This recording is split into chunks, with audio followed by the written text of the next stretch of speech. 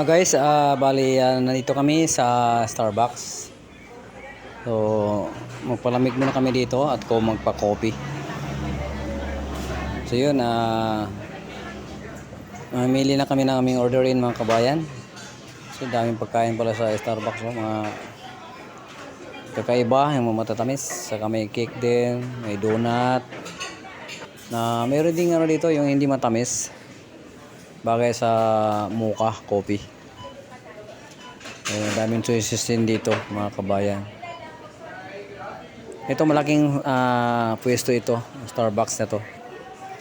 Punuan tong tao dito lagi, lalo pag hapon na.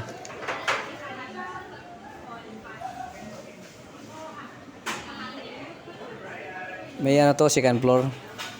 Ito yung ground floor to mga kabayan.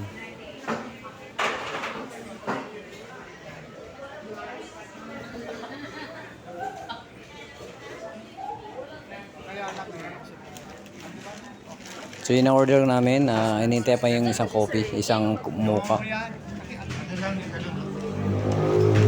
Depende dito kasi depende kung anong order niyo. Pwedeng masyadong mainit, pwedeng katamtaman lang. Kasi yung iba ay na mainit masyado. Kaya ako hindi masyadong mainit muna. So yun, masarap talagang pagkain dito, oh. Para siyang pizza mga kabayan. Ito hindi matamis yan. So ito yung order ko na coffee latte. Saka sana ko yung mocha. So mild lang ang init nito mga kabayan. So tingnan ko nga ito. Ito yung hindi masyadong matamis. Ayun, oh. Coffee is life mga kabayan.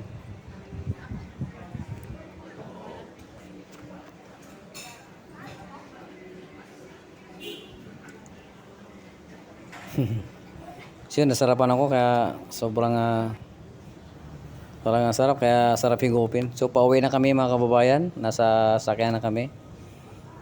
Medyo magdilim na rin, kaya umuwi na kami. Thank you for watching.